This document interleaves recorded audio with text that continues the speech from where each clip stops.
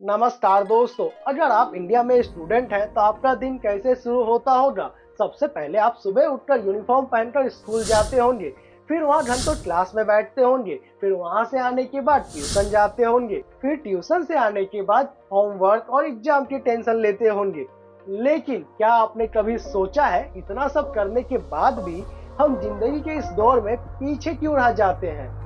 हमें स्कूल में किताबी ज्ञान तो मिल जाता है, लेकिन जिंदगी कैसे जीनी है यह हमें कोई नहीं सिखाता है। तो आज हम इस वीडियो में समझेंगे इंडियन एजुकेशन सिस्टम की असली प्रॉब्लम क्या है और इसे कैसे सॉल्व किया जा सकता है। तो बिना कुछ देर किए चलिए शुरू करते हैं आज की इस वीडियो को। एजुकेशन का मकसद क्या है, पढ़ाई का असली मकसद क्या है, अच्छे मार्क्स लाना, सरकारी नौकरी पाना या फिर एक अच्छी लाइफ जीना। दुर्भाग्य से इंडिया में एजुकेशन का मतलब है रट्टा मारो, नंबर लाओ, कंपटीशन में भाग लो। सक्सेस के पीछे मत भागो, एक्सीलेंस के पीछे भागो, सक्सेस झक मारकर पीछे आएगी। यह थ्री इडियट्स मूवी का डायलॉग है, यह हम सभी ने सुना है, लेकिन क्या हम इसे फॉलो करते हैं। इंडिया में बच्चों को सिखाया जाता है, बताया जाता है जो किताब में है वही सही है और वही एग्जाम में भी आएगा। क्यूरियोसिटी, क्रिएटिविटी, क्रिटिकल थिंकिंग, ये सब चीजें तो सिस्टम से मानो कहीं गुम हो गई है। अरे सिलेबस रट लो, क्वेश्चंस वहीं से आएंगे। अगर कोई बच्चा सवाल पूछ देता है तो उसे ज्यादा होशियार मत बनो, कहकर चुप करवा दिया जाता है। हर साल बोर्ड एग्जाम्स के टाइम पूरा देश यही सोचता है कि मार्क्स कितने आएंगे। पेरेंट्स, रिलेटिव्स, पड़ोसी सभी को बस रिजल्ट की चिंता होती है कि आखिरकार इस बच्चे के मार्क्स कितने आएंगे और आगे यह क्या करेगा। लेकिन क्या एक नंबर से किसी की काबिलियत मापी जा सकती है। Einstein, Steve jobs, AR. Rahman, Sachin Tendulkar ये सब पढ़ाई में टॉपर्स नहीं थे, लेकिन फिर भी उन्हें आज दुनिया उनके नाम से जानती है, उन्हें पहचानती है। तो यह बात तो प्रूफ हो गई है यहाँ पर कि पढ़ाई सब कुछ नहीं है। लेकिन आज भी हम 95% मार्क्स के पीछे पड़े हैं। आखिर क्यों। NCERT की किताब उठाओ, उसमें सब कुछ मिलेगा। मुगल की हिस्ट्री मिलेगी, केमिकल बॉन्ड्स मिलेंगे, फिजिक्स मिलेगा, मैथमेटिक्स मिलेगा, सब कुछ मिलेगा।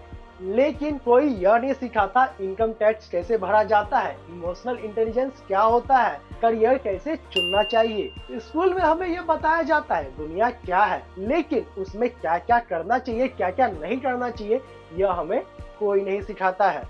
ये तो रही बात स्कूल्स की, लेकिन अब बात करते हैं टीचर्स की। तो भारत में ऐसे बहुत से टीचर हैं जो अच्छे से ट्रेन नहीं हुए हैं, उन्हें कम सैलरी मिलती है और उनसे ये एक्सपेक्ट किया जाता है कि वो सिलेबस पूरा करे, डिसिप्लिन बनाए रखे और वो एक्स्ट्रा का भी काम करे। लेकिन अगर एक टीचर खुद ही इंस्पायर्ड नहीं है तो वो बच्चों को क्या इंस्पायर करेगा, जरा आप ही बताइए। देश में ऐसे बहुत से स्कूल है जहाँ टॉयलेट तक नहीं है, पीने का पानी नहीं है और डिजिटल लर्निंग तो दूर की बात हो गई। और दूसरी तरफ देश के शहरों में ऐसे स्कूल है जहाँ एसी क्लासरूम्स है, स्मार्ट बोर्ड्स हैं और फॉरेन ट्रिप्स तक भी प्लान किए जाते हैं। ये गैप सिर्फ एजुकेशन का नहीं, अपॉर्चुनिटी का भी है। स्कूल में हमें यह बताया जाता है कि पीरियोडिक टेबल याद करो, ज्योग्राफी में नक्शा पहचानो, लेकिन कोई यह नहीं सिखाता है कि अपने अंदर के कॉन्फिडेंस को कैसे बिल्ड करें, अपने अंदर टीम वर्क और कम्युनिकेशन स्किल कैसे डेवलप करें, फेलियर से कैसे निपटे। Most Indian graduates are degree holders, not skill holders. हर साल हजारों बच्चे डिप्रेशन, एंजाइटी और एग्जाम के प्रेशर में आकर गलत कदम उठा लेते हैं। अगर एक रिजल्ट किसी बच्चे की जिंदगी डिसाइड कर सकती है तो ये उस बच्चे की गलती बिल्कुल नहीं है, यह सिस्टम का फेलियर है। हम सिर्फ पढ़ाई में पास होने की बात करते हैं, जिंदगी में पास होने की नहीं। तो अब सवाल यह है कि इसे ठीक कैसे किया जा सकता है। हमें क्रिएटिविटी और प्रॉब्लम सॉल्विंग को स्टूडेंट के अंदर बढ़ावा देना होगा। कोडिंग, फाइनेंस, मेंटल हेल्थ जैसे सब्जेक्ट्स को हमें सिलेबस में इंक्लूड करना होगा और टीचर्स को सही ट्रेनिंग, रिस्पेक्ट और फ्रीडम भी देना होगा और इंफ्रास्ट्रक्चर में सुधार करना होगा। दोस्तों, भारत की एजुकेशन सिस्टम को बदलने की जरूरत है।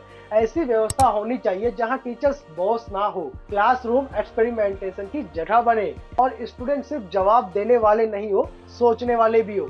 अगर आप इस बदलाव का हिस्सा बनना चाहते हैं तो आप इस वीडियो को ज्यादा से ज्यादा लोगों में शेयर करें। चलिए मिलते हैं अगले वीडियो में, तब तक के लिए धन्यवाद।